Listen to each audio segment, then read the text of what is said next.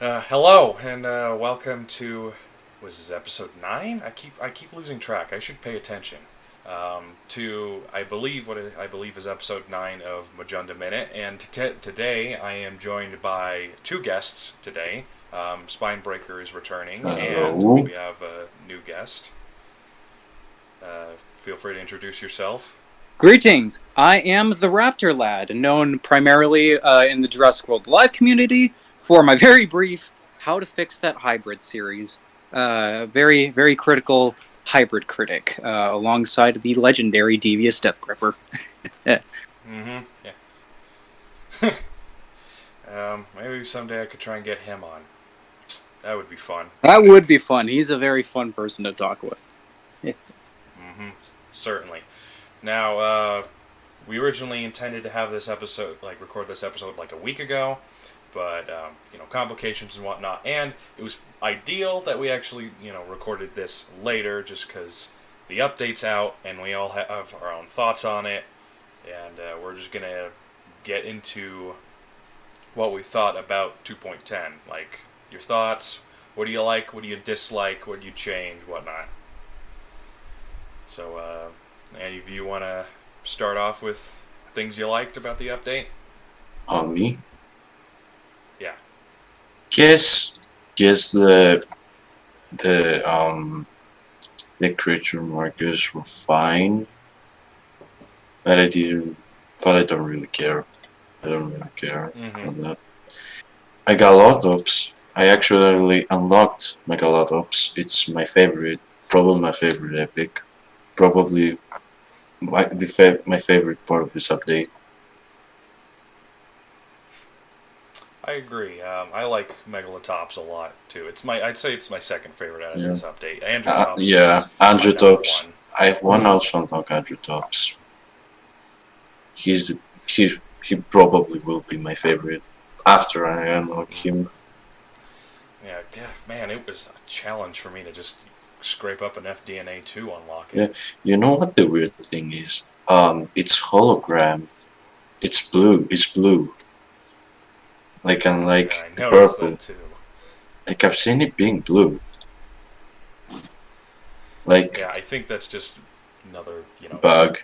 typical Ludia new update bug is that it's not colored correctly. Oh well, doesn't matter. Yeah. It still functions and whatnot. What the big Yeah. problem was is that moments after the update initially dropped, the game immediately went back into maintenance to fix a critical bug that involved the daily mission rewards being reset back to its most basic levels.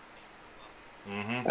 A fix in quotations. It didn't get fixed. Yeah. It didn't get fixed. It didn't. I- Well, everyone's just back at square one now, so. And let's see. And honestly, I think that should be the least of everyone's worries whenever it comes to bugs, because PvP. Yeah, there's so many other bugs, especially in raids. Oh, let me just get into PvP real quick, because it is going to be absolutely broken with one of the new hybrids. Indotaurus. Yeah. Indotaurus has gone absolutely off the rockers. Because not only does it have 2 cloaking moves, it can triple stack them, from what I hear, at least in the Jurassic World Alive toolbox. Well, actually, website. not It really. I think they don't like the cloak lasts for only one turn, so I don't think it will have time to stack. I haven't had the chance to actually experiment with this, but what I have seen and have confirmed is that the cloak applies to both the counterattack Yeah. and the next attack afterwards.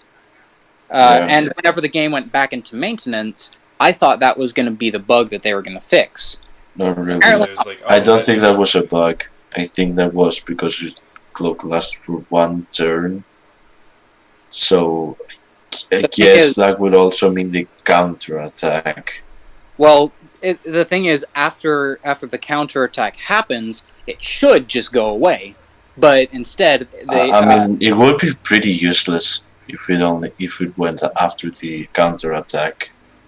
The cloak would be pretty useless because you wouldn't really manage to do any kind of damage. Well then, Well, either way, like I mean, still, like Indotaurus is stupidly fucking busted right now. absolutely. Like, the massive 1,600 base damage is already a lot. Brutal. And That's more- and yeah, that's, and it's that's fu- more and it's than tanky Indominus as is. hell. And it's tanky as hell.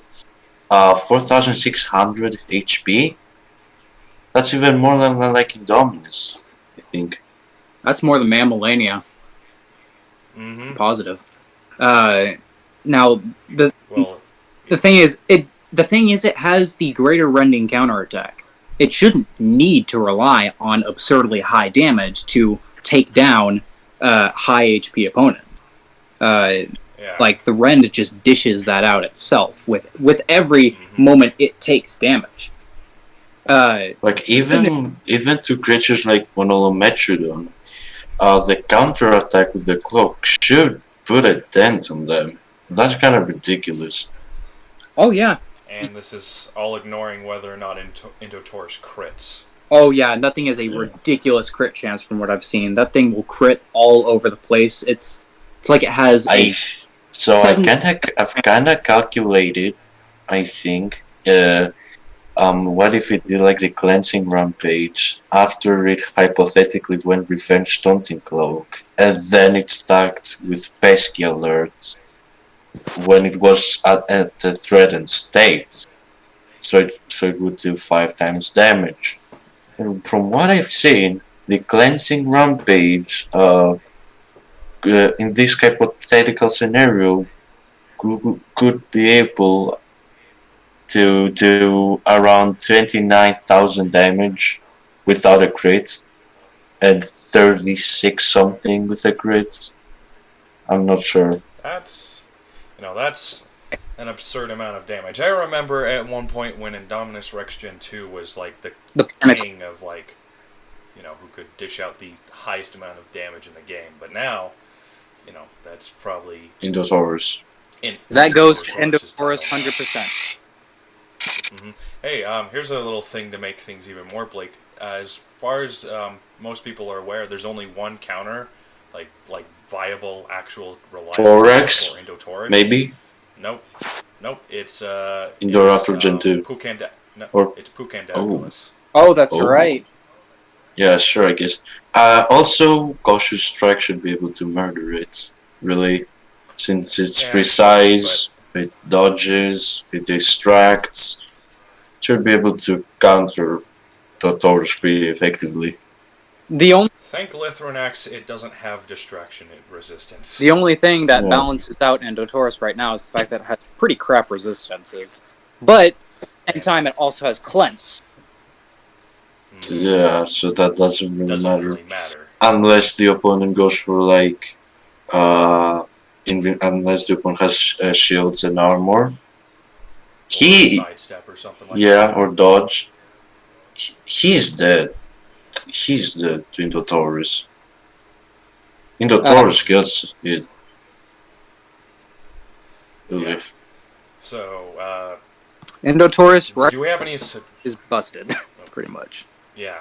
So, what would you suggest to tone it down? Because I have a suggestion, and that's maybe give it a kit that bring its stats down a little bit. Like, if it's got a greater rending counter, plus it's got cloak and vulnerability. Like, its impact applies vulnerability before it attacks.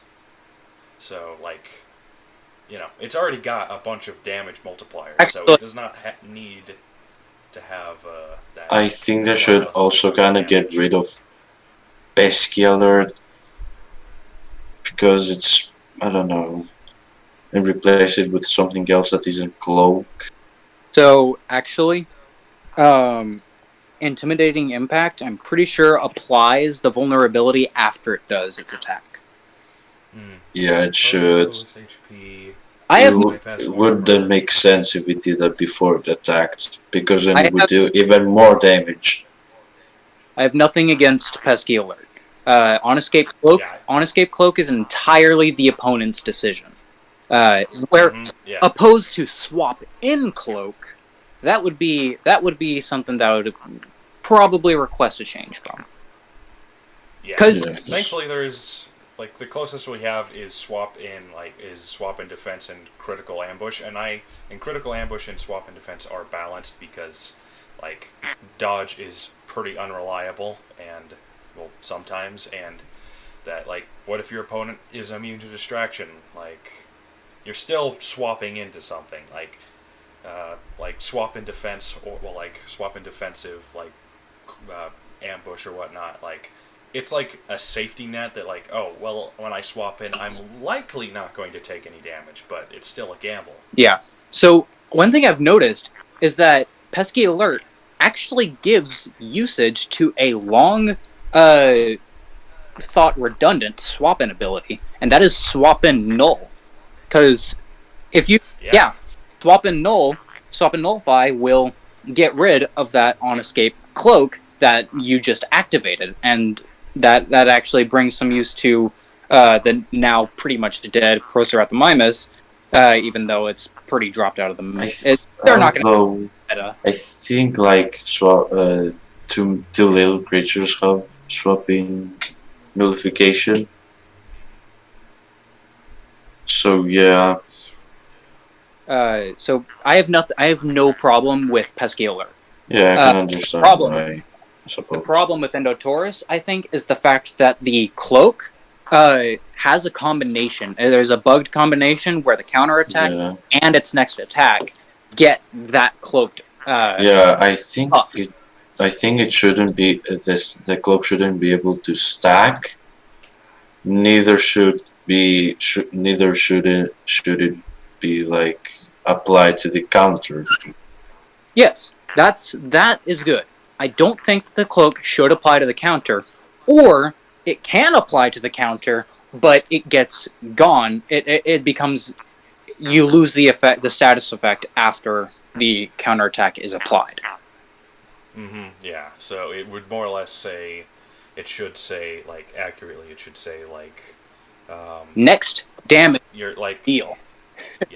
Yeah. Next attack deals ×2 or ×2.5 damage. Yeah. So like next if you get attacked and damage, you do the counter, you lose your cloak because you counter and whatnot. But like I'd say for Indotaurus, I would tone down its attack and a bit of its health because it is super bulky. Yeah, definitely. Yes. Like Indotaurus is like Maxima on 2.0 levels of busted. That's right. Maxima was absolutely destructive whenever it first released. I mean, I can't really say much about that because. Yeah, so I'd say.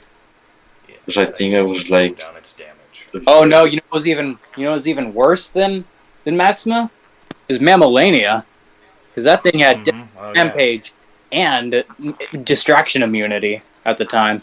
And it had 30% armor and a decent chunk of health as well. And it had ferocity. Well, to be honest, I can't really say much. I don't really have much of a say here, since I didn't really play this game back then when these creatures were OP, or was a very low player to just experience the creatures in the arena. So I can't really have my say in here, in that topic.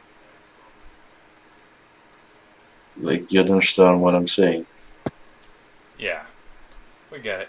So, last thoughts about Indotaurus, because we're going to move on to the other hybrids. I don't. I have things to say about it, but that's on a different topic. The retrospective. Yeah. So I have no other current thoughts on this topic on Indotaurus. Yeah. Me neither. Simply put, it's busted. I mean, we all knew this, but like now that it's actually out, I am not looking forward to fighting it. Thankfully, I run Pucandactylus. Also What do you know that I happen to be running like the one counter it has? Yeah. Because I like that melon bird. So Pugandactyl is really great design. Yeah, it's very good. The yeah. only thing I'm sad about is that it doesn't have tail claws, and it doesn't have the wing claws that Pugandactylus has, or Pukidae. Yeah. You know, well, you get some, you You lose some. you get what you need. Well, You win some, you lose some. So, To be some you honest, lose some. I also think Photorex is busted. Oh yeah, that's what we're going to talk about right now. We're going to be talking about Photorex.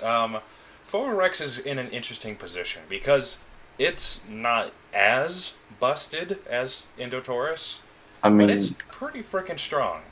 Now, guess that's kind of arguable. Which one is worse? Which one is more busted? so the thing about Photorex is whenever I was reading through the patch notes and I came across Photorex, I noticed that it had bleed, of all things. Number one, that's ridiculous. That really shouldn't have bleed. There's no reason for it to have it. To None of the be components. honest, I mean it was called lethal for a reason, so it would have had blade. But I didn't expect it to go through shields and armor. That was completely like, I don't know, not unneeded. I'm getting to that. Because lethal rampage and run, or no, not rampage run. Sorry. That whatever it's called.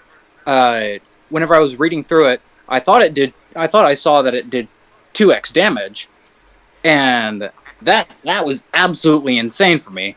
There was no way that I was gonna accept that was the thing. But whenever I started whenever I took a better look into it, I saw that it just shattered shields and dealt the bleed effect, and you'd be on your way. So I guess that definitely it helps knowing that it doesn't deal damage, like physical damage, but it is weird that it shatters defenses, which might be part of its gameplay as the swap meta progresses. It swaps out, and the opponent has no defense to pull up at the last second to stop the 2,000 base damage Sarah Magnus coming in. Mm-hmm. Yeah. Here's the thing about Photorex. Yeah. The fact that it has such high base damage kind of nullifies lethal rampage and run, because by the time you get to use it, you're probably already killed your opponent, and the lethal rampage and run is just like, if they manage to survive with enough health that the bleed would actually affect them, then like what were you facing? Yeah, that's Like a Like it has an insane turn 1, a kind of bad turn 2, and then an insane turn 3. Also, here's another thing that will probably throw kind of throws Photorex into busted territory. Apparently, according from some sources I've heard, apparently its swap-in ability ignores resistances. Oh, I heard about that too. I have not. What? I've not seen, What? Please repeat. Please repeat. It swap prevents players that are immune to swap prevention. Wait, what? So even like creatures like Monolo Rhino? Yeah. So Which, stunning obstruction is hella busted. Well, more of alert rending lockdown. Its swap-in does, because its swap-in does rending damage, then locks them down. Yeah. And this kind of makes me upset because they gave Photorex this incredibly busted swap-in move that ignores immunities. Yet Argentarix gets basically the worst swap-in ability ever. What use is swap-in lockdown? Why not just give it no escape? Let me go through this real quick. Well, yeah, we'll Yeah, get to Argentarix in a moment, because I'll love to gush about Argentarix. I know. Like, it's so Wait. sad. Okay, so I'm looking at the release notes right now. The move is called Lethal Rampage and Run, so that implies that yes, it does say right here that it's supposed to do a 2x multiplier. Yeah. That buys armor and destroys It- shields, but it doesn't act like that in the game. Mm-hmm. So I've faced one so far. It completely shit on my Tarkus, and that was unfortunate. But True. I mean, to be honest, that's kind of expected. Because Archaeopteryx is a pretty low tier creature. And then you just have a meta monster with a swapping and a non-escape that literally just ignores resistances and immunities. So, well, at least it doesn't matter for Carnotarchus because it has no resistances. Yeah, true. Carnotarchus is a little what's the word? It's faded a little into obscurity, and that's the entire reason why Trichosaurus has been knocked out of Tyrant tier after being the sole carrier of that title for the longest amount of time. It is the most. Since day one of the game. No, not since day one. It used to be garbage. Oh. But whenever it did get into Tyrant tier, it held onto that place longer than any other hybrid in the game. Mm-hmm. Yeah, that's what I love, Like, and that's why I loved Trichosaurus so much. I can love it to death. I understand why Christo likes it. Yes. I mean, I'm not super interested in all the dinosaurian hybrids. But I'm more or less interested in the ugly mammalian ones. But that's just me. So, we'll get to the design retrospective soon. Yeah. As for the next creature, we're going backwards. So we're starting with the uniques and going back. So the next one, I suppose, is Androtops. Androtops. Let's do Androtops. My bad. Androtops. My bad. Okay, so as someone who has unlocked Androtops and has been using it for a good while, I say it's underwhelming. I can agree there. I've sure. played with it in the toolbox, and it's kind of it's a little disappointing. Yeah. Mostly because its health stat is abysmal. And its armor even more so. Mm-hmm. It doesn't, like, for a wild card, it doesn't really have much in terms of resilience. It's got, like, a tiny bit of armor in its counter, which, like, the counter's cool. I like the I like its kit. Its kit is cool, but the thing is that's unfortunate about it. It can't function outside of being a revenge killer. Listen, I like that Piercing Revenge has priority. That's really fucking cool. Piercing Revenge? But, like, oh, yeah, on Revenge it has priority.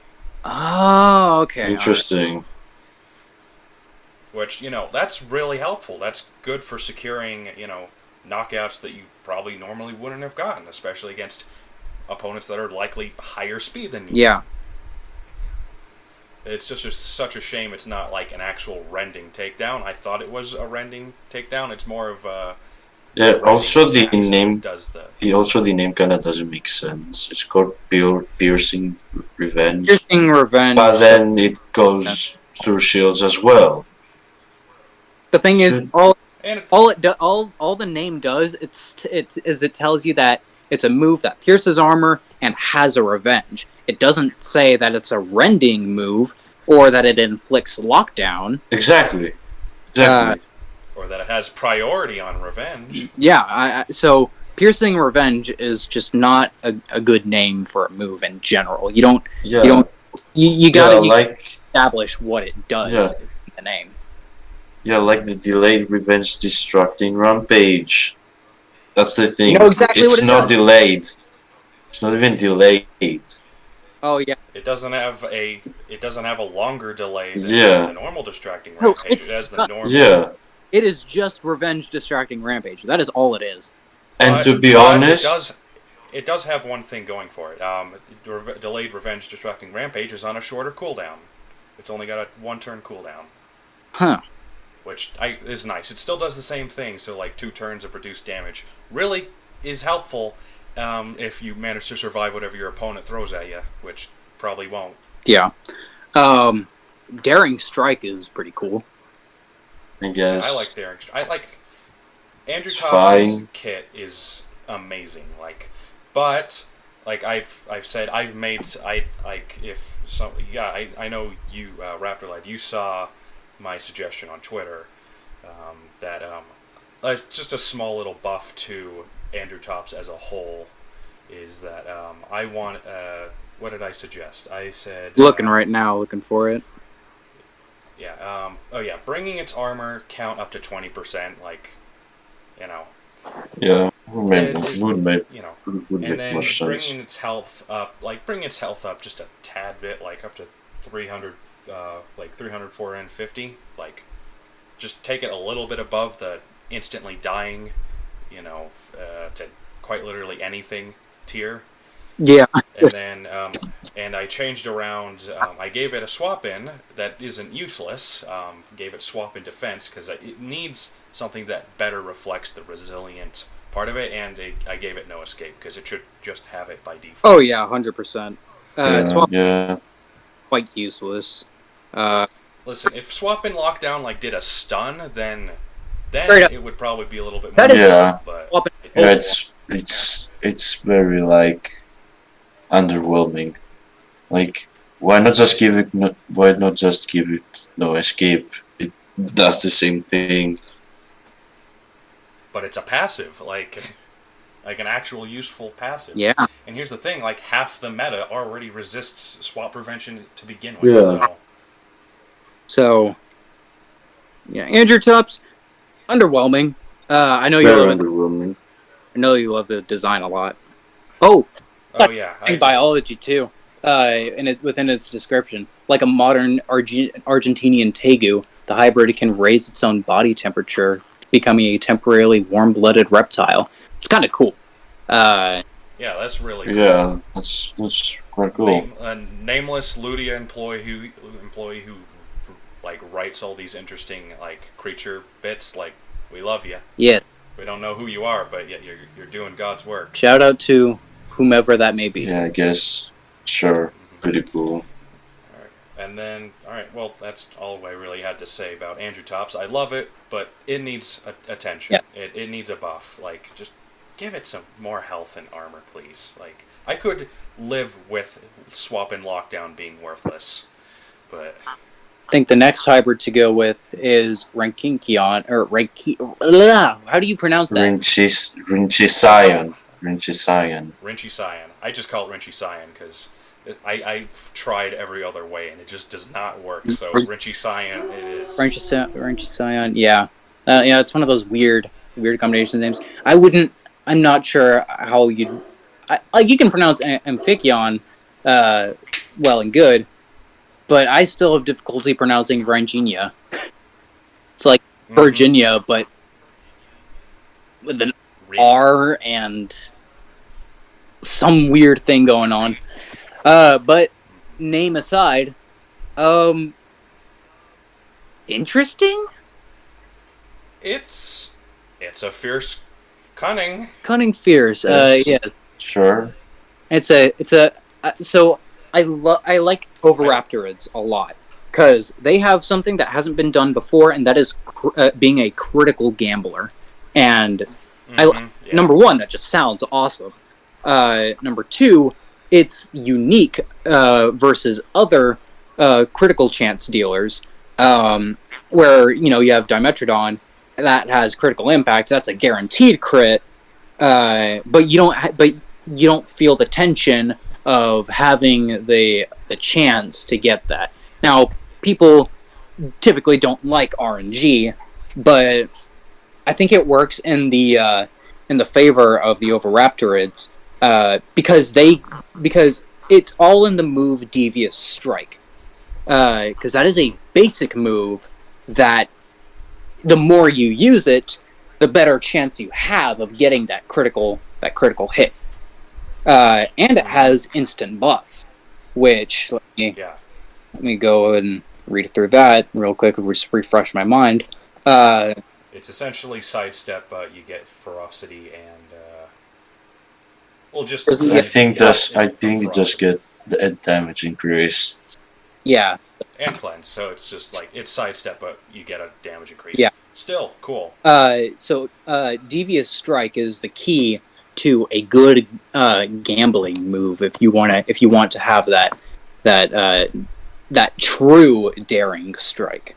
Because like Photorex, you have daring strike, but you're already kind of broken otherwise. Daring strike on Argentarix, it's helpful. It's nice. It's a nice what's it? Variation of moves, but like you don't have the stats to back it up. The Oviraptorids seem to have that backup though, especially whenever it has moves like Alert Safety Rampage, where you can just get out of there if you're and cleanse everything. Yes.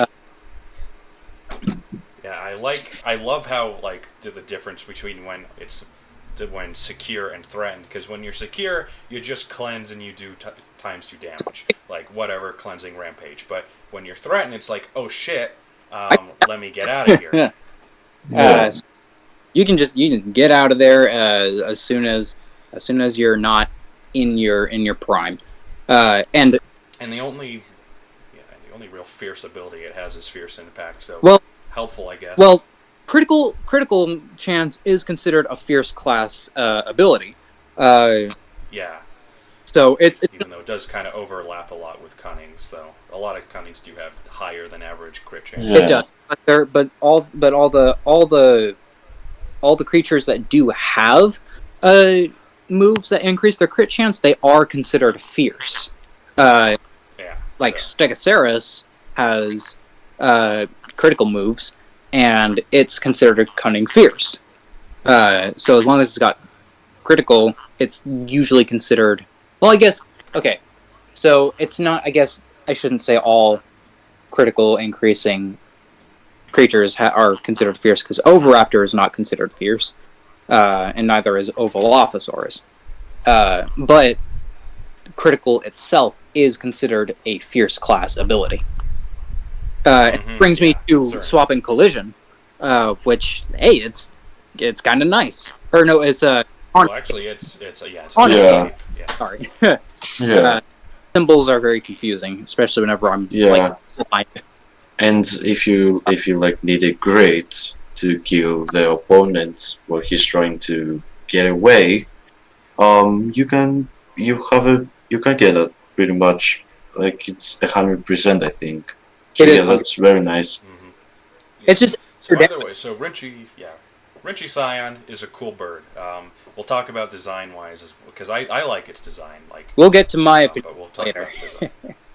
Yeah, but moving on, Glyptoserus, the other one that I have mixed feelings on, because I'm happy we got another Cunning Resilient, because we need more. Yes, we do. Absolutely. But then the thing is that it has the 2.9 Spinoconstrictor problem. Where it's like critical rampage wasn't supposed to have a delay, but then I think it does. Oh, it does. Yeah. It has a delay. Yeah, and it wasn't supposed to have that. Yeah, but that's the thing. It wasn't supposed to have that delay. It was just supposed to have like a two-turn cooldown. Now, okay, I think the biggest problem with Glyptoserus is not necessarily in, the technical issues with the moves, because that does happen sometimes in the release notes, but the fact that shields are just too good and essential to have to give up, and you need to have at least one move that can help mitigate the need for shields, or the requirement. Glyptoserus doesn't do any of that. It's got one cunning move, and that's Cunning Strike.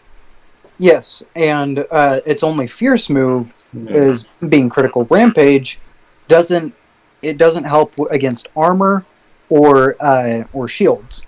And while, yes, it is extra damage, and, that's the whole point of being fierce, it just doesn't mix into the kit as well as, if Critical Rampage pierced armor, then it would immediately skyrocket to a better placement in the tier list. Yeah. Mm-hmm. Yeah. What do they even need? Since Glyptoserus seems to kind of have a bit of an identity crisis, because it's trying to fill in a role of what a Cunning Resilient is. It's like, it's tanky, but it's really good at being tanky. That's what, that's why Spinosaurus and previously Smilonemes were so good at being Cunning Resilients, because they have the bulk and the distraction. Yes. But Glyptoserus doesn't really have either. Yeah, the only way it can reduce incoming damage is if it uses Cunning Strike, or if it gets the stun with instant charge. And with its pretty pitiful base speed, it's probably not going to be able to really take advantage of that. But the thing is, it's a step 1 legendary, so it's probably in the future going to be used as an ingredient for an even greater super hybrid. Likely, yeah. That's probably, yeah, sure. I always find it weird that people always level up like normal regular hybrids subpar levels, and then subpar legendaries. And then subpar legendaries, and then when the new hybrid comes out, it's like, oh no, I can't unlock it. It's like, maybe you should have stocked up instead of, That's why I held back on leveling up Entelemoth, because I knew it was going to get a super hybrid. Sure, it wasn't very strong at first. It is now, and I like it, but that's why I didn't level up Forosora. Good grief, am I right about that? Yeah, it's kind of replaced Forosora in raids now. It's got a lot of utility as well. Oh yeah, much more. It's a wild card. Far more. It's wild card, right? It's a Cunning Fierce, actually. Okay. All right. Well, I think that... Because we got... I think that's... Yeah, that's... Is that all the thoughts? Glyptoserus... we've got 2 more hybrids to finish. But I mean, is that all we have on Glyptoserus? I'd say I think we need a kit that better reflects Cunning Resilience. So my suggestion is replace Cunning Strike with Superior Vulnerability, Resilient Impact with Distracting Impact, and, more or less bring its speed up to more or less what Stegosaurus. So bring it up to 115. At least. And there you go. You've got a fairly decent resilient. What's its armor? Yeah. What's its armor like? It's 15%. It's kind of pitiful. That is ridiculous. Yeah, they've kind of been giving a lot of these Cunning Resilience the short end of the stick. Whenever it comes to armor, because you've got Androtops with. I mean, it's not Cunning Resilient, is it? It's Cunning Fierce. It's it's a wild card. But still, point being, in general, is that they've got these really high armored creatures as part of their components, but the armor is doing nothing for them. Mm-hmm. Yeah. Meanwhile, Mammalania can keep the whole 50% armor. Oh yeah. All right. So that's the thoughts on Glyptoserus. I guess now we should go on to Megalotops. My favorite. Megalotops, my favorite. He's my second favorite from the update. I love the swap-in animation. Just saying this right now, I love its swap-in animation. I love that it goes gorilla mode. Yeah. I love the sloth animations in general. They're so wacky. Like, there's a whole ground slap that they do that brings up rocks like it's invoking an earthquake. It's ridiculous. Or Megalonyx's raid animation. That's right. Like when it counters. That thing will pounce too for some reason. I like that Ludia took an animal that is typically depicted as being very sluggish and not even closely nimble, and kind of flip it on its head, where it's like, oh, it's base speed, oh, terrible, like 108, but hey, watch this thing become faster than you are. That's what I love about sloths. To quote Diego from Ice Age 3, it's not violent or coordinated. And then you have freaking Megalonyx, the sloth species that Sid is, with cautious rampage. That's not only very coordinated, but very violent as a move. Mm-hmm. Yeah. Yeah. Listen. It has a move that not even like an Apex has. So yeah. Like, and cautious rampage is something I'd expect to see on the Gorgor. And it could have been even more violent if it wasn't just for a bug, like a mistake, because in the patch notes and the code, I think the 2.9 when Megalonyx came, cautious rampage supposedly went through armor as well. Yep, it was supposed to go through armor, but then it didn't. Yeah, they fixed that. Yeah. Yeah, it's precise. But Megalotops. Let's just talk about Megalotops. Okay, so I'm just gonna say right now, Determined Strike is completely stolen from me. Yep, sorry. Okay, so a little bit of history. I had proposed an idea for the Megaraptora family to be added to the game. They would be considered wild cards as a class, with vulnerability, distraction, and rend as their moves, as their typical moves. But the one thing that made them iconic was that they could force opponents to swap out. They had a priority move that would just cleanse the opponent of swap prevention and send them out. I called it flight stance and all that. But that's besides the point. The point is that seems interesting. Very interesting. The base move was called Vulnerable Distraction, and it basically did exactly what Determined Strike does. Mm-hmm. So Determined Strike is probably one of my favorite abilities now. Yeah, it's very good. It looks very boring with its icon, but like it does so much. Yeah. It does. And it does a lot, and it's really nice. I can't help but feel a little cheated that I proposed this idea. I mean, it's probably just a coincidence. It probably is. Really. It is considering how little Ludia listens to the player base. It's probably, as far as I can tell, but kind of unlikely. As far as I can tell, they've only ever introduced one hybrid. Like the only hybrid I'm aware of that was ever influenced by someone outside of Ludia was Dilophoboa. Actually, there is another, Erlicospix. Oh yeah, Erlicospix was community designed, and I'm pretty sure that was inspired as well. Except Erlicospix wasn't Spinonyx and Erlico Gen 2. It was Erlico Gen 2 and just Spinosaurus. Or Baryonyx, I can't remember which of the two it was. But point is, Erlicospix was community designed as well. Yeah. So either way, as for Megalotops, I'd hope so. As for Megalotops itself, I remember people were, I don't know how it ended up getting this way, but whenever people looked at the silhouette, they assumed that the long protrusion on its left side was its snout. And so I had made this image to mock them, because it was absolutely ridiculous. It could not be more obvious that the horns are properly oriented in the Nasutoceratops fashion, not cursed backwards horns with a weird blob of a frill. That would have been really funny. Would have been funny. It would have been hilarious. But but it was ridiculous for me to see so many people thinking that it was some cursed, long-snouted, just abomination. Mm-hmm.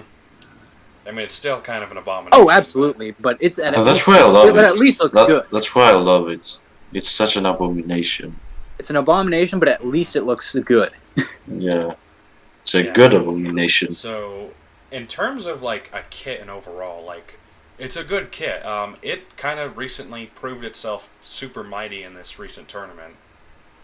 Like, people cannot read, and a lot of people swap out on it. Oh, oh, that's a Interesting. mistake. Well, that's kind of bad, man. I don't know. Yeah, and Unless- thing is, like, I am personally more excited for if we ever get like Scudamoceros, because Yeah. like Oh, I just man. need one Yes. more weird mammalian hybrid thing for my team, and then it is complete. I have the Majunda Boa's crazy rocket team world tour. Yes, sir. All right, so But I'll work on whatever super hybrid Megalotops gets. I will also work on it as a side project.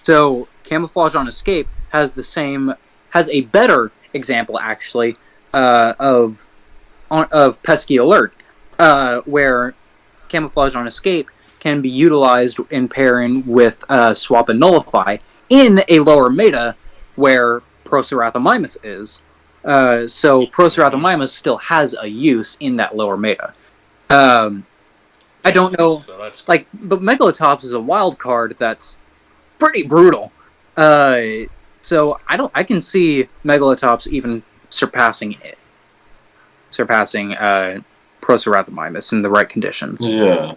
Yeah, I mean that wild cards are my second favorite class because I love the whole jack of all trades playstyle. So do I. They just got a Yeah. little bit of everything. And having a little bit of everything means you're flexible. You're a generalist. Like if you're facing something with high health, typically you've got like some sort of You like, got something fierce to deal with damage.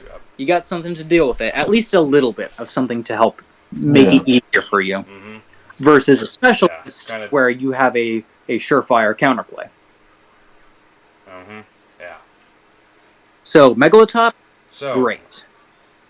Yeah, well, very good. radical look and whatnot. We'll get to designs Yep. later. All right, moving on to the last hybrid. Yeah, last hybrid. Argentarix. It's it's kind of boring. Yeah. It doesn't really got anything. It's very going for it. underwhelming. Yeah, it's like I mean, Untitled it's probably good, quite but, underwhelming. Like, it's probably good because Fearless Alert is a very useful. Fearless Alert move, is probably the most but, interesting thing about it. Yeah, mhm. yeah, really. Not even thinking about Like- anything more than that, though. It's a flocking creature. It's got that going for it, so it's annoying, is what it Yeah. is. Yeah, But it's not. It's the not most annoying. fantastic. It's just not. Yeah, It's it's not not the impressive. best. Like, It's not impressive to look like at. any decent resilient that has group damage can pretty much easily take it out. Carnotarchus just kind of shits on it. I mean, every other creature this update has a move that's pretty unique to them themselves. Like Megalotops' Determined Strike, Glyptoserus, as underwhelming as it is, at least has critical rampage.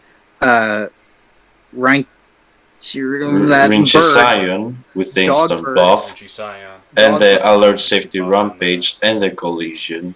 got 4 Rex with straight up lethal rampage and run. Indotaurus, that's absolutely off the wall bonkers. Andrew Top with Tops with piercing revenge Yes. and delayed distracting rampage. Daring So Strike everyone- itself is pretty great too. Yeah, But Argentarix is it's pretty underwhelming in yeah, comparison. I agree. I can agree with that. At least it's got an evasive rampage. That's cool. Evasive- Yes, I guess. And I guess- blockable It's and to be honest, you can just a main creature. Any resilient creature can just take it off, or just go through it with precise moves. Yeah.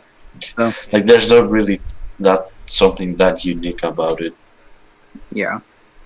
I know some people are mad that that Archaeopteryx got a hybrid with a bird, because Archaeopteryx for a while was considered a bird. So I mean, its name literally means like ancient wing. So, and it's literally called the first bird in the evolutionary tree. But the thing is, Archaeopteryx and Argentavis have immeasurable time spans between them. They are very different. They are very You know, Argentavis, like it's essentially a giant. Well, is it a giant? It's a condor. Yeah, it's just a giant condor. And Archaeopteryx is a little toothy bastard bird. It's a dromaeosaur. So it's okay. Back to Archaeopteryx itself in the game kind of makes me mad because it doesn't have the toe claws of a dromaeosaur.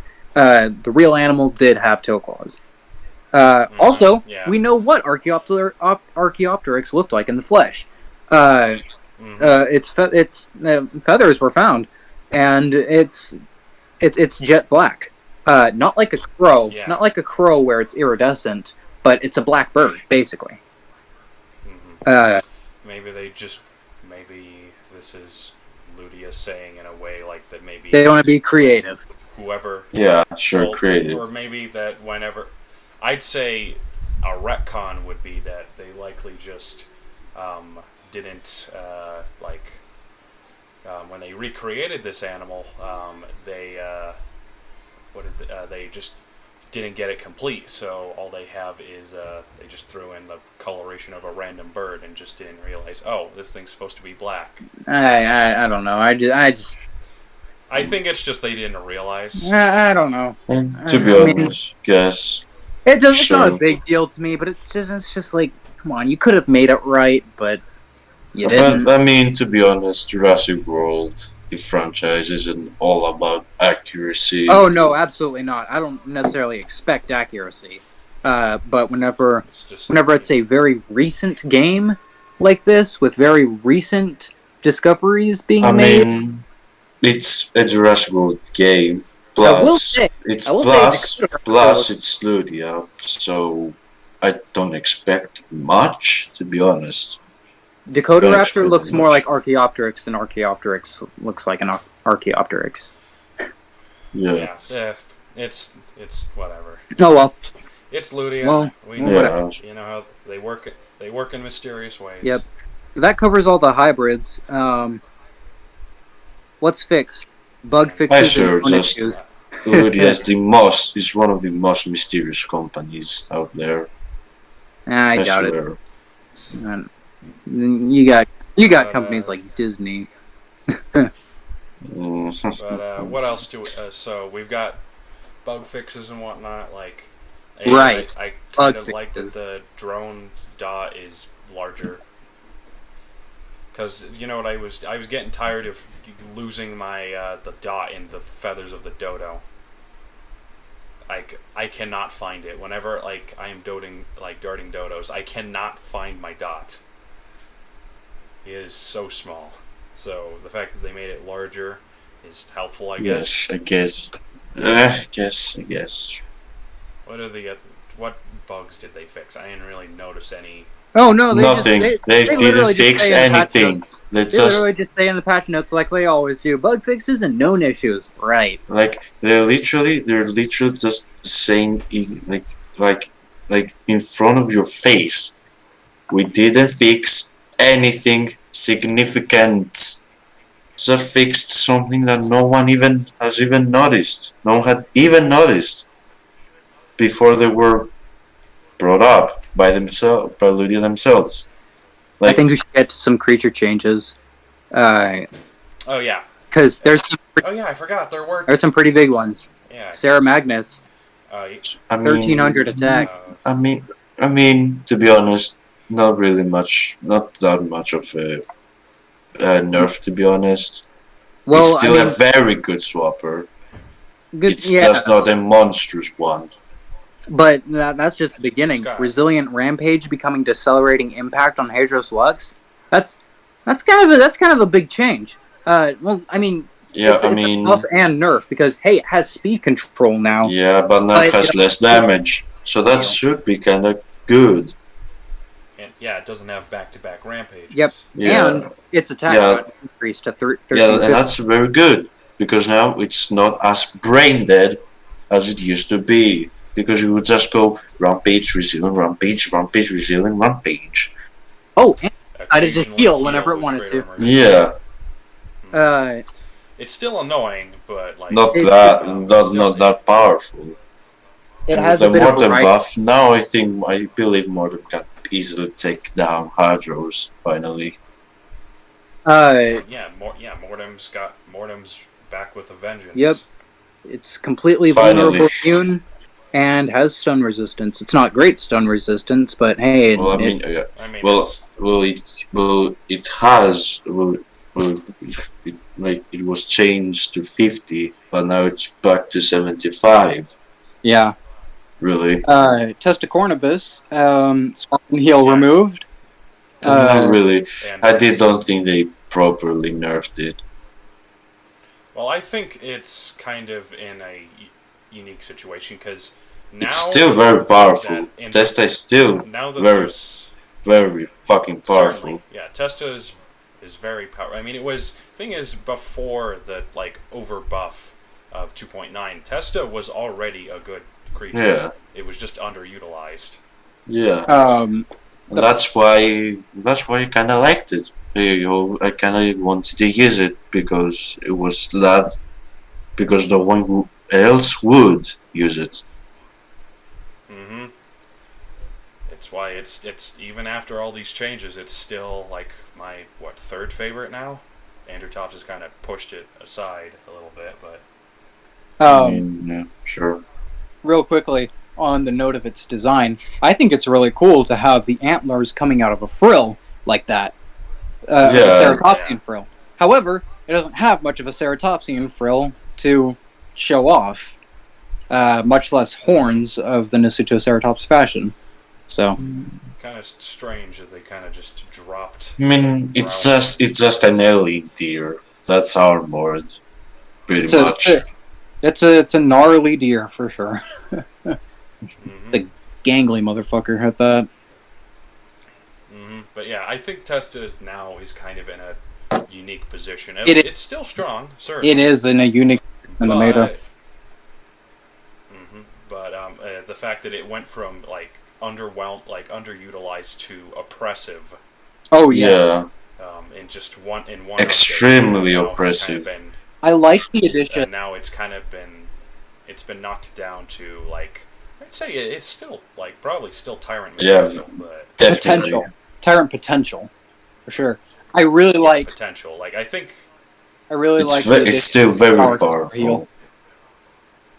I like the addition. But still, Heal a lot. I think it deserved a nerf, but then again, they didn't do that properly. I think the main issue was the counter heal, really, because it would just The counter heal. constantly heal. The power counter heal doesn't cleanse. Number one. Number two, it only heals 11% of your attack. So you need some pretty high damage boosts to really make a very big, significant difference. The problem, Yeah, but then that's again, not a in problem for combination with the problem Digin, other healing. Unescape other heal, which also heals, and then the swapping heal, it's quite potential. Yes, it's the other healing moves that make it pretty brutal to Yeah. fight. Power counter heal is fine on its own. I mean, Paralutz has it, and it's not going anywhere in the high ranks.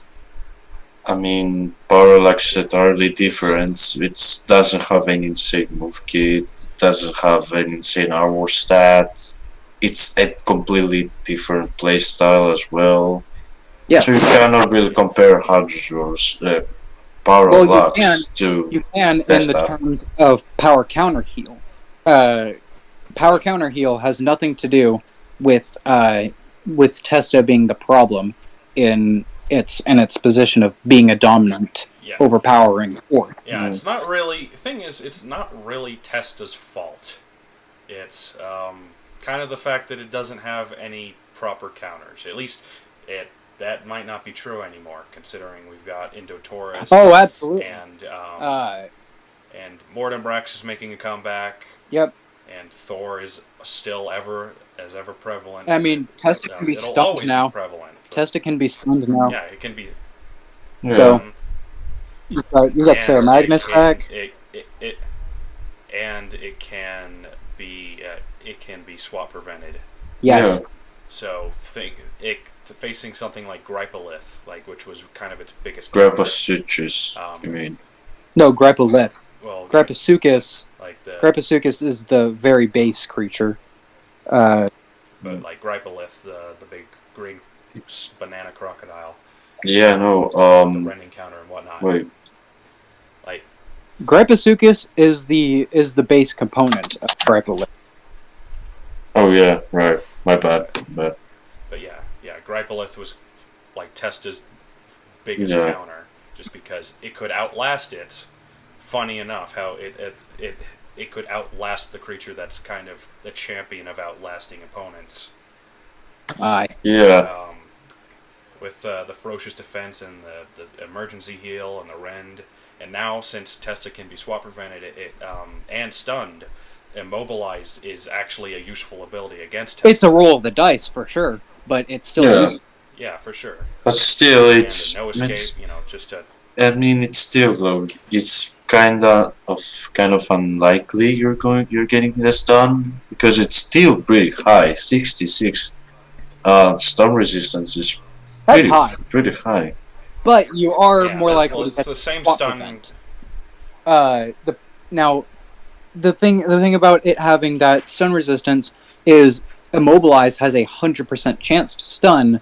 So the only factor you have to worry about now is Testa's resistance kicking in. Not you have to land both the stun on your end, but the opponent also can't resist it for you to lock the stun. So Immobilize having that 100% chance mitigates it's a higher chance in your favor. Yeah. And even though it still has on escape heal, swap and stun, it also can be vulnerable to swap and stun. Yes, it can. Swap and stunning strike too. Yeah, swap and stunning strike. So Mono Rhino and Sarah Magnus could get. Well, Mono Rhino already kind of gives Testa some trouble. Yeah. Just because of how bulky it is. Definitely. And Testa struggles with anything with armor and shields. Yeah. Like most resilience. So that's that on Testa. To be honest, I really hate how shields and armor are so prevalent in this meta. Like the abundance, the fact that there's so little pure fierce end game fierce creatures in the game is kinda it's not good, because now you see shields and armor are pretty much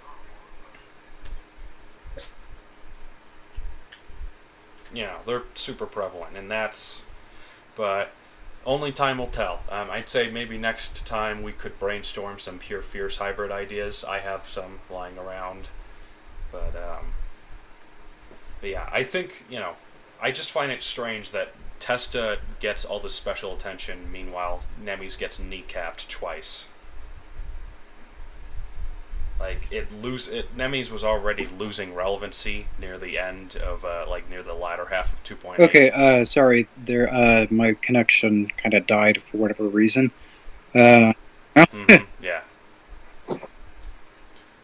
yeah, it's kind of strange that Testa gets all this special attention. Meanwhile, Smilonemes has kind of been sitting in the corner. Dude, poor Smilonemes. He's just kind of been sitting there with a broken leg, just waiting for his chance. Yeah. I mean, it's still surprising. There are still people in the top 50 who are still running it, but I wouldn't really blame it on that Nemes still has its strengths, which it certainly does. But it's more or less because there's no boost reset, so some people are just kind of stuck with it. Yeah. I think Molten, if you ever have heard of him, did like a Yeah, calculated like calculations like of each like of when each push reshuffle happened, and they found out that it happened around every 6 months. So we're likely getting a push reshuffle in 2.13. Yeah, or 3 point So, something at that point.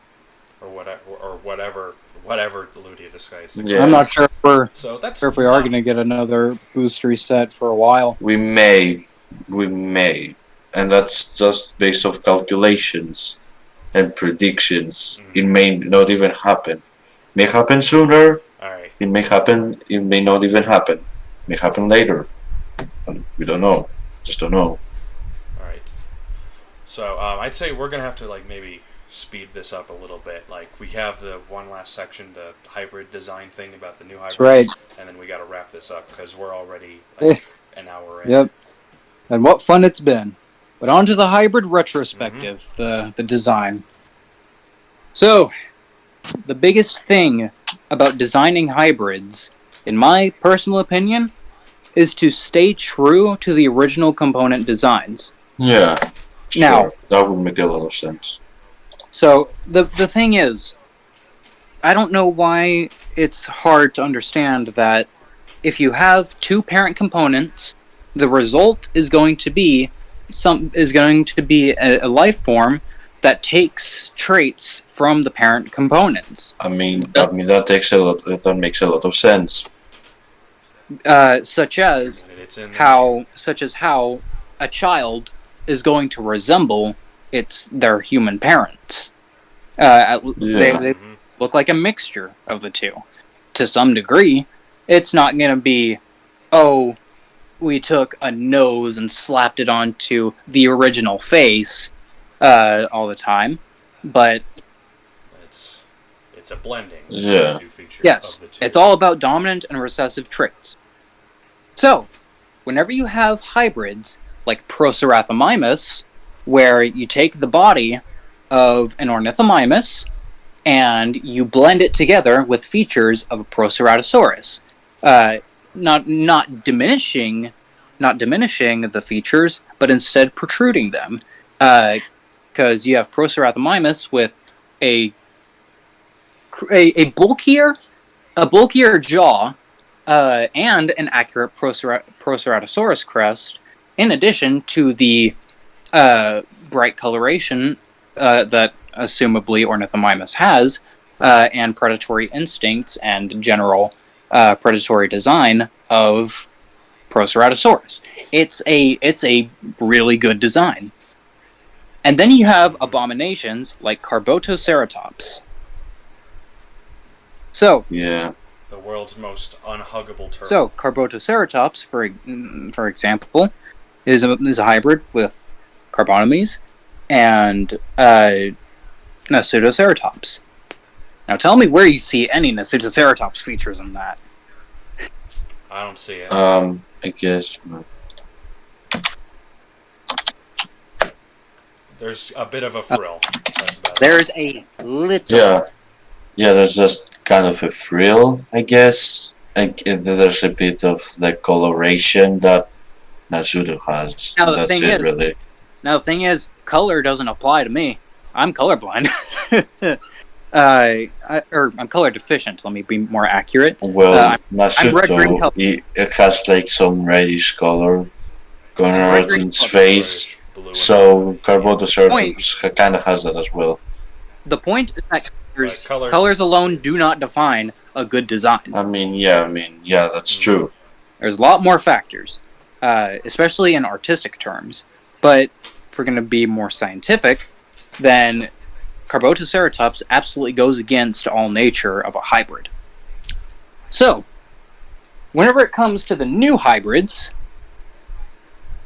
let me pull up this list again. Start from the bottom this time.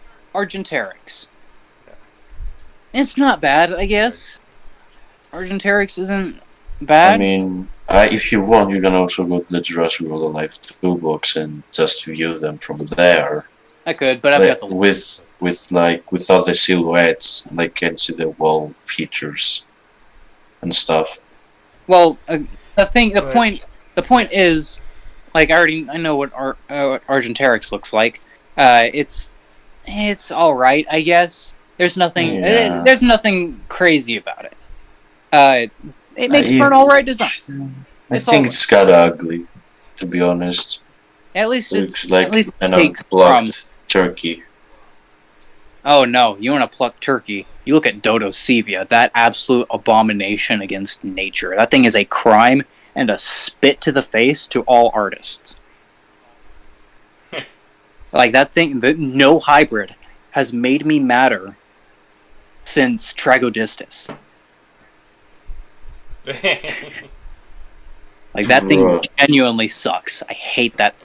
Well, I mean, this is just me, but that's kind of Ludia's charm. They have both. They sometimes have excellent execution with designs, and then sometimes they just smash their noses in. Yeah. Like, it's amazing how, like, these, like, they're artists at... I want to know who makes these creative decisions. I can pull them up right now. Let me find them. Let's see. The thing... But, yeah, Argentarix, like... It's alright. It's whatever. It's okay. Now, the person who made who makes the concept art for Jurassic World Alive... Come on, where is it? Yes.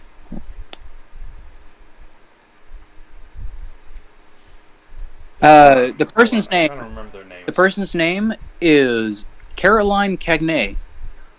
And they made some pretty good hybrids. Like they designed Erlico Gamma. They designed. Yep. I mean, Erlico Gamma is probably my favorite design in the game whenever it comes to accuracy. They designed Erlico Gamma, but they also designed Ardentis Maxima. Let's see. They designed Indotaurus as well. Yeah, they did the hybrid pole, like the pole hybrid design, so they also did Indotaurus as well. And by extension, they also made the Alankyloceratops. Oh, yeah. So, yes, the Chad. Good. So there's also got an interesting... There's also Joe Lesafri, or something like that. I'm pretty sure it's French. But he designed Untitled Raptor. He designed the Untitled Raptor. He also... Let's see, where some other ones that he did. Taurus, maybe? No, he made Pyroraptor. Oh, here we go. He also designed Grypolith. But he also designed Miragaia and Concavinator. And Monostegatops. And then there's one... Oh, no! He also designed Alloraptor. and I guess he quote unquote designed Erlicospix. Yeah. As well as Culoborgiana. More or less. And Puratorus. Yeah, this is probably... Yeah, so yeah, Puratorus. And that's probably just a peak of the iceberg, because I imagine they have a lot of other artists who, like they have a whole team of artists, because I imagine the people who work on Jurassic World Live also work on Jurassic World the game and probably the How to Train Your Dragon game. So the thing I can't wrap around my head is that Caroline Cagney designed Erlico Gamma, but she's also the person who designed Carbotoceratops. That is both the pinnacle. That is the pinnacle of both best and worst hybrid design scenarios. The art itself is fantastic. Like, that texture work, that anatomy, the depth perception, absolutely fantastic. But the design itself is... I'm sorry, Caroline, but it is god-awful on Glyptoserus. Gamma, on the other hand, is great. I love it. Yeah. Now that that's out of my system, the next hybrid to look at is the best one of this update, in my opinion, Megalotops. I guess. My favorite one as well. Yeah, Although Megalotops. Megalotops is a great combination of Megalonyx and Indotaurus. It has the frill, it has the brow horns. It doesn't have a nose horn that Glyptoserus has for whatever reason. And it doesn't have a beak. It has fleshy lips. As Kind of. yeah, kind of. But it has fleshy lips like how a sloth would. And I think it's an interesting choice that they gave that instead of going the typical fur on the back, scaly underside, they did the inverse and put fur on the bottom on its underside and gave it a scaly outer side. That's an interesting design choice. I mean, it kind of works in its favor. Yeah, that is. Looks sort of like a Armor. Some sort of like an Hold armor on. or something. Could you give me a quick moment? Yeah. You can continue talking. I have to do Oh, something real quick. I hate to do this right now, but go ahead. And It's all continue. good. All right. So Megalotops, it just kind of ends up looking like some sort of mythical forest spirit almost. Yeah. Like it looks wise, like it has a beard, or like it's pretty cool. It's ugly. Very cool. It's definitely ugly, but it's a good ugly. Yeah, it's ugly in a good way.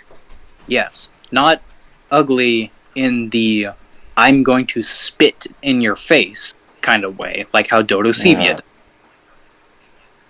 Yeah. So that I think that's all I have to say about Megalotops. It's a great design, great, and it Yeah. Yeah, I like I also it. love it. keeps the sloth animation with it's got the claws to weaponize. I don't see why you would get rid of the claws, like how some people wanted it to have the ceratopsian animation, but then that would negate its use of the claws. I don't know, like, I don't think that would work as well as being a sloth with the frill, the horns, and stuff. I don't think it would work. It would work way worse in the ceratopsian. I remember talking to the Boomer Sukutator about this exactly. He had mentioned that he would like to see if it would work as a ceratopsian build. I don't think it would, though. Let's be honest. Neither do I. But I wouldn't really like to see a ceratopsian with like claws and his point was to fluffy or something. His point was that whenever there's a ceratopsian hybrid, it's always based around the other animation and just add frill, add horns. But the thing is, ceratopsians don't have much else to offer than horns. Yeah, that's the thing. Since then, like that's the thing. They don't have much else to offer. Once you get really. post-cranial, there's nothing much to add on. And since none of the ceratopsians have quills or anything, it really wouldn't work if you just did that in a ceratopsian kind of form.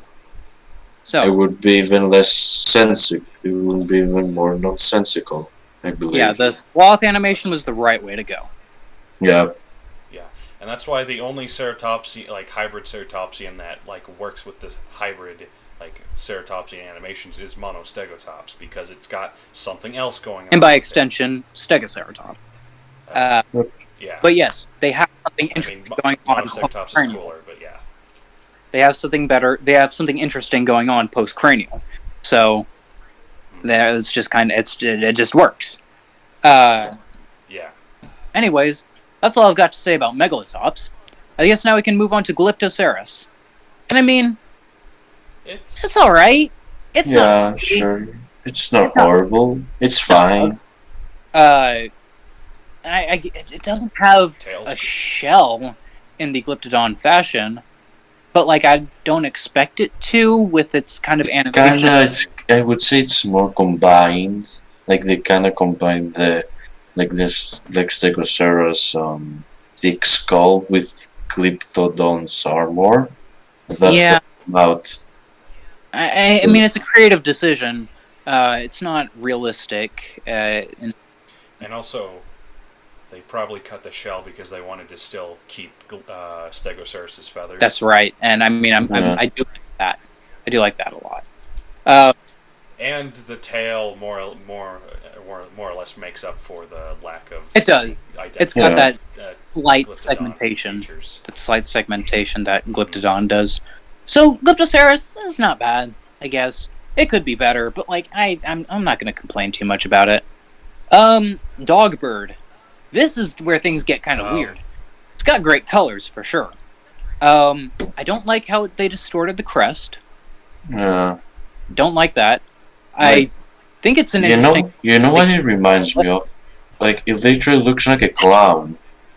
It does look like a clown. It really does. Yeah, well, now that explains the thing Cyan made. Yeah. Oh, a mime. Yep. Okay. That makes sense.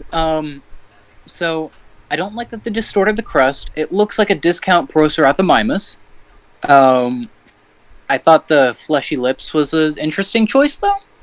Yes. It looks evil. I guess, like they just kind of ruined it. Like, I don't like its teeth. like they just kind of try. Like you could see, like they kind of tried to combine the fleshy lips with the beak, Yeah, but then it didn't really work out too well.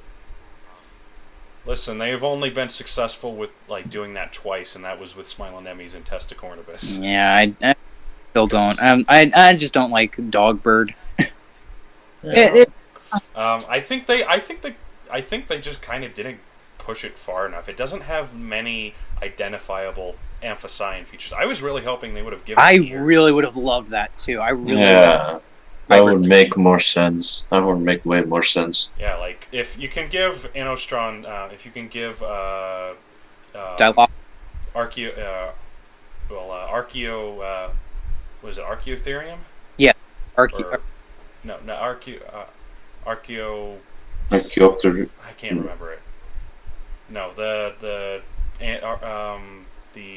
Inostron Savia and Archaeopteryx hybrid. It's got Oh, ears. what? The what hybrid? In Australia, It's the rare. Archaeopteryx. Yeah, The what? yeah, the rare hybrid. The one that's Inosterium. Rare hybrid. The other Yeah, one. Inosterium. Inosterium. Yeah. Yeah, like, Theory. it's got a dog-like snout, and it's got like ears, even though it uses the Gorgonopsid animations. Like that's really cool. I mean, it's kind of weird that it loses its hooves, but whatever. Oh, I overall about Dogbird, it's all right, I guess. It's not really. It didn't go far. Pretty ugly. It pretty didn't ugly. go far enough. Yeah, Dogbird.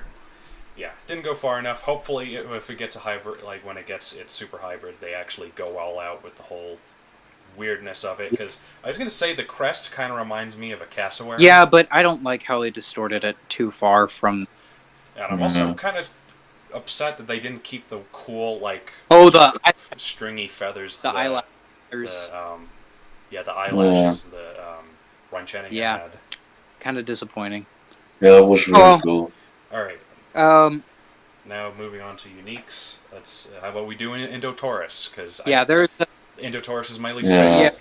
Yeah. Okay, so the thing about Indotaurus is that Indominus Rex already has Carnotaurus DNA in it.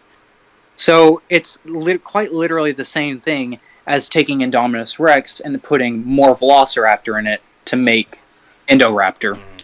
Yeah. So So you could say it's pretty much Indoraptor Gen 3, since it uses the Indoraptor animations as well. Yep, basically. Yeah. So, and to all the people who are complaining about its design and the fact that it's not using the Indominus animations, or it doesn't look like the. To be honest, it should have used at least the Scorpius animations. I think that would make kind of. You chose it. You people chose it instead of the literal dragon that was Ankyloceratops. Yeah, the literal dragon or the forest deity, demon god, Scudamosaurus. You guys had better options, but everyone has this strange obsession with Indominus. I mean, okay, that it's not really strange. It's what's famous or not. Indominus is, it's the most popular amongst all creatures. I know, but it's boring. It's way over. I mean, you have a point.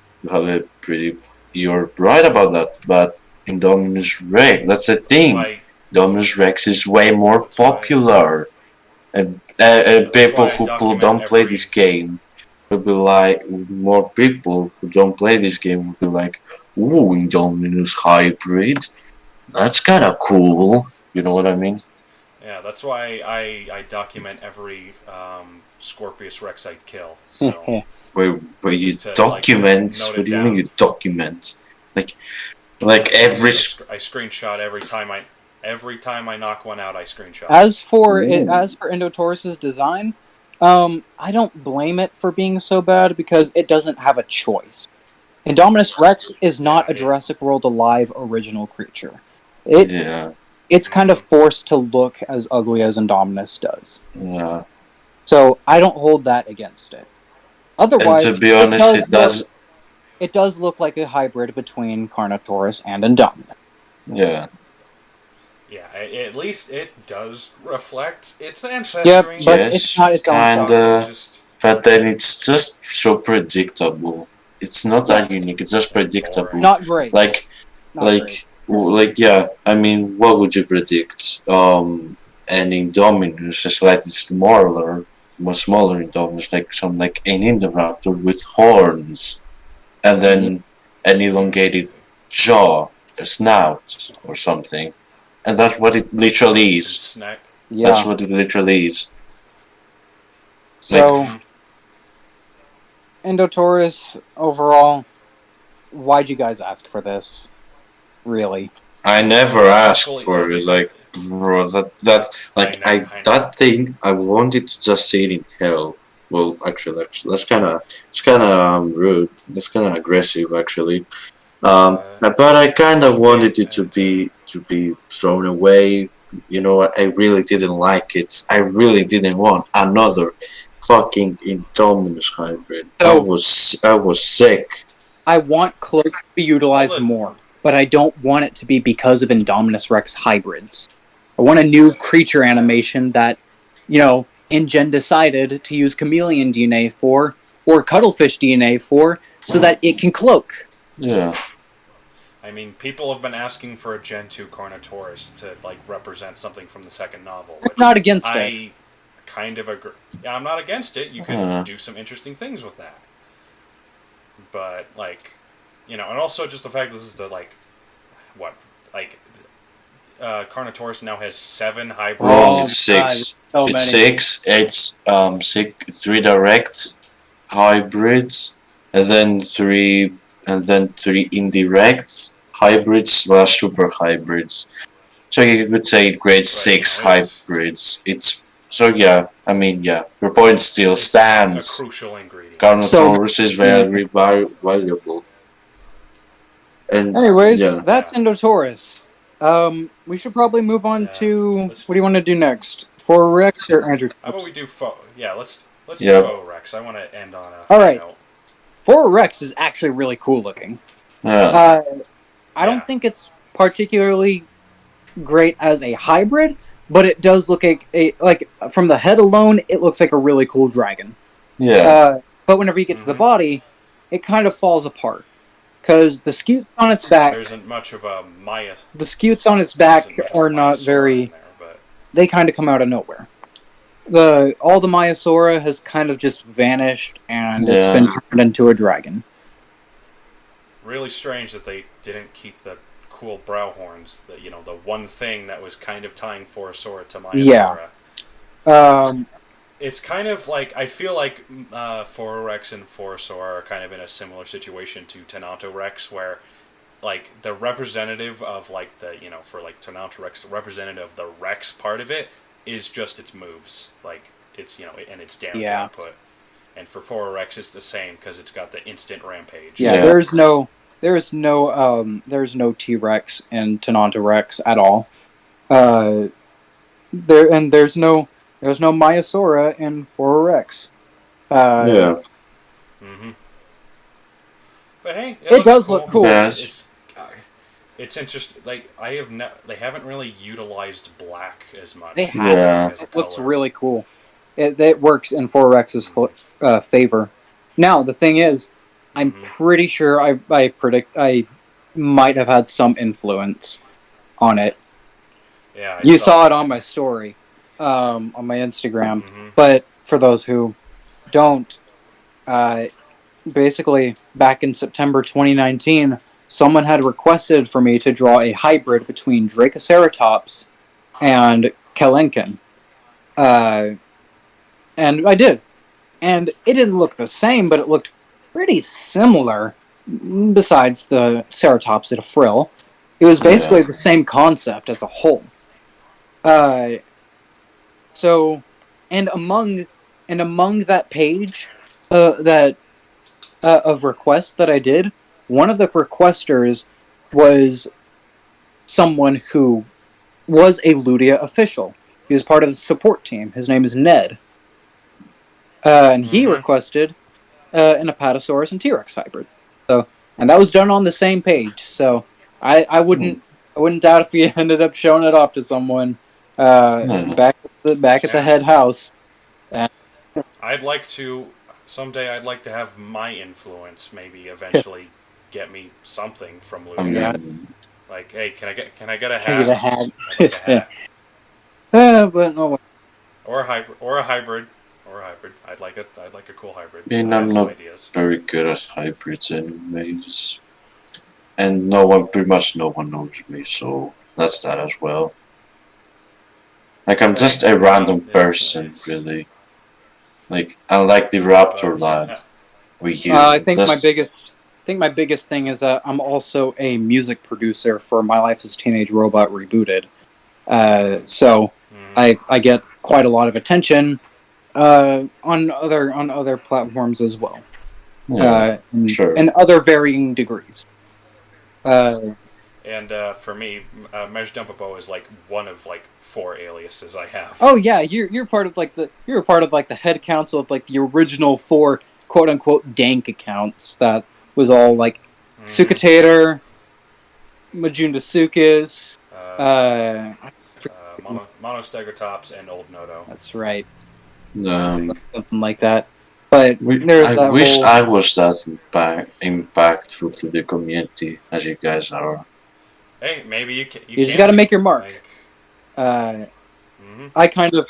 And you mean you're already making your mark by being on this show. So I guess. I guess. I ended up stealing Devious Death Gripper's spotlight whenever I made How to Fix That Hybrid. He kind of fell into obscurity with the whole hybrid critic title, but I made sure to let people know that he's the original holder of that title. And also, people kind of got a little tired of him. Yeah, people just like to enjoy. People got a little tired of his attitude. People just like to. People enjoy making him mad. Yeah, they did. And as someone who has done that intentionally, it's a little fun. So Yes. I don't do it anymore. I remember. I did. I remember episode one of How to Fix That Hybrid. You in response you made that video of Markiplier saying "fuck you, fuck you, fuck you" with the caption "Me when RaptorLad makes fun of Glyptoserus." Yeah. It was so funny. But anyways, Photorex, not bad. Really cool design. Yeah, cool. But it's not hybrid accurate thing. Yeah. Like I don't. Now, last but not least, Andrew Tops. I like it. There's like it kind of suffers the same problems that Andrew Tudon has, and it doesn't have much in terms of Glyptodon. I mean, it's got the cool tail, but that's about it. But there are things I like about it, like the red coloration paired with the armor. I mean, Devious Death Gripper. It also has the burn victim. It also has the fangs of Arctops. That I Finally. like. They actually gave a Gorgonopsid fangs in its design. Good lord, it took long enough. And the really cool thing, I think that's a cool detail, it loses its ears. Like, now it's Yeah, got it's regular, like, it's a reptile reptile ears. that's both It cold-blooded, is, yeah, and you know then what? if it wants to, it can become a warm-blooded I was a reptile. little off-put by that, but you brought that up, and you're like, yeah, that makes sense. That's fine. It can Also, choice. this is just a side note, I love how bug-eyed it is. Like, its eyes are kind of just offset to a point, especially when you look at it head-on, where it's like, it's got the, like, staring off into space look. So it's great. Like, I mean, I don't think you could really make it any better. Maybe besides giving it like an actual shell, but like I don't think that would really work with the Andrewsarchus animations. That's for the same reason why. No, the problem I like Smilonemes. the problem is that I don't think Andrewsarchus should have been added in Jurassic World Alive at all. Because we just don't know. We just don't know enough about it. We have like a skull, I think, and it's still debatable on whether people because like it was originally thought that it was like a gigantic wolf, but I guess it's more reasonable that it's more like a hell pig, and a hoofed mammal, and the Andrewsarchus in this looks like a hippo with Down syndrome. I'm sorry. I guess, but I mean, then I like the monstrous hippo look. I very much dislike it. I apologize. to be honest, I don't really know. To be honest, this game is not about accuracy anyways. So yeah, It's not. Sometimes It's not. accurate. It's not about accuracy. But even then, guess they could use some. That would be very cool. But then again, it's not about down to the point accuracy.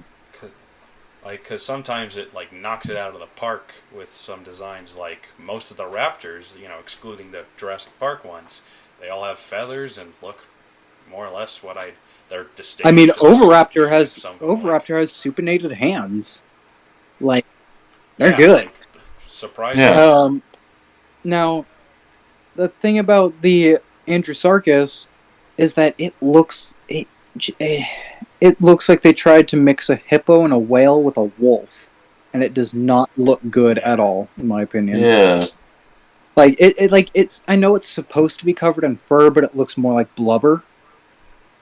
It's hideous, and that just kind of That's carries why on people. the hybrid line. Yeah, that's why people start calling it short dog. That's right, they did. Yeah. Yeah. It looked like a turd, literally. So I don't. I mean, I like it because of that design choice. I mean, it's I know you not like ugly exactly creatures. accurate to how they. I know you like ugly creatures. That's fine. Yeah. That's fine. Like, it's also why I'm really excited for whatever hybrid Andrewtherium gets, because I feel Andrewtherium has a lot of great potential. Yeah. Andrewtherium, I think, got the long straw in the draw. So we'll see. As for Andrewtops, I really don't like it. Not in the sense of being accurate, of course. And even as a general design, I don't think it's fantastic. I guess.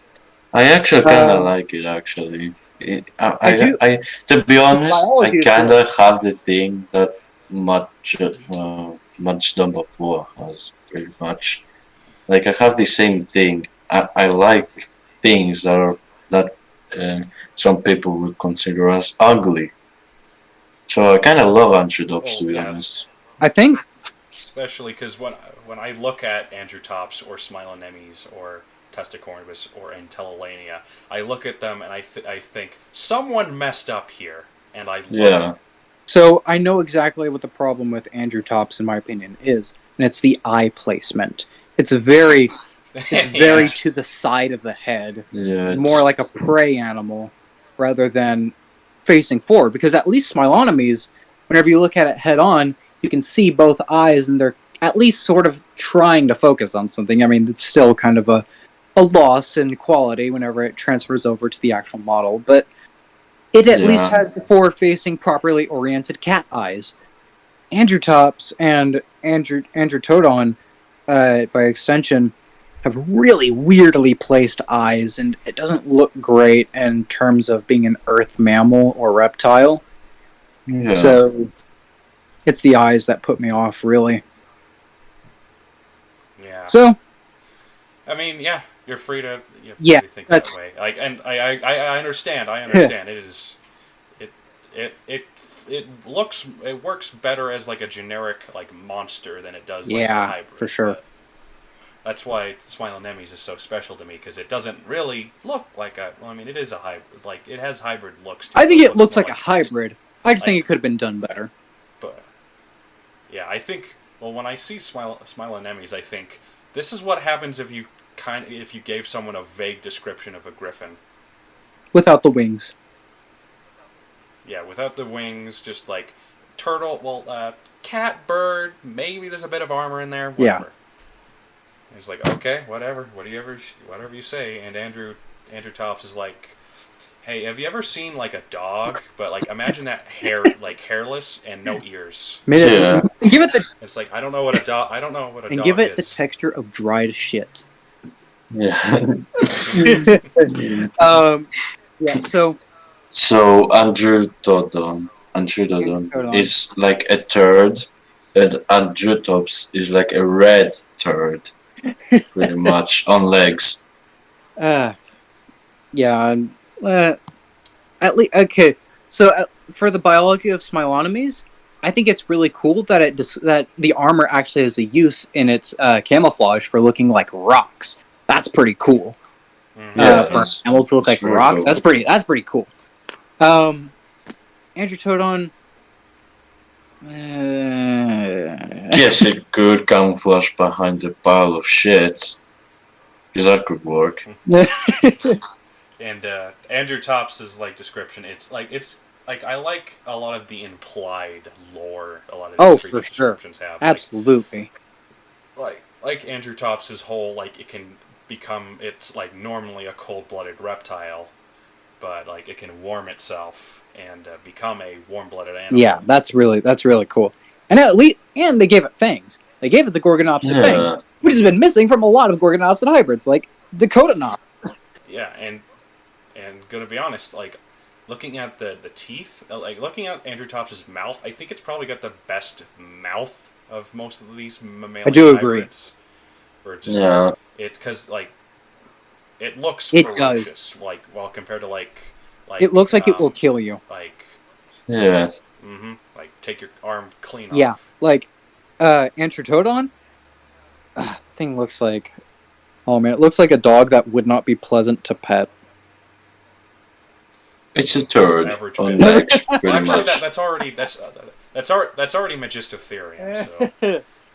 So Okay. Anyways, I think that about wraps up the opinions on the Yeah, hybrid. pretty much. Pretty much. Androtops Yeah, is a red turd with fangs on legs. That's it. and I Yeah, love him. I also love him for that reason. He's So amazing. I think with that, I think we can wrap up. Man, an hour and like 45 minutes, I think. Or yeah. Yeah, that's a pretty long episode. I'm gonna lie. It won't take. Hopefully, this won't take. It won't take super long to render. Yeah. But it'll take me a while. But This has whatever. definitely been very fun. But I hope to come back yeah. to the show again. I also hope I do. I'd like to have. Yeah, I mean, I'd like to have more people on as well. Like, the more the better. More the merrier. Like, it. So, I've been Majunda Boa. I'm the Raptor Lad. I'm Spinebreaker. Or George I Thomas. guess. I should kind of change that And, name, this I'm gonna has lie. Anyways. Well, we'll call you whatever you decide you call yourself. But this has been episode 9 of Majunda Minute. Thank you for joining us, and we'll see you next time.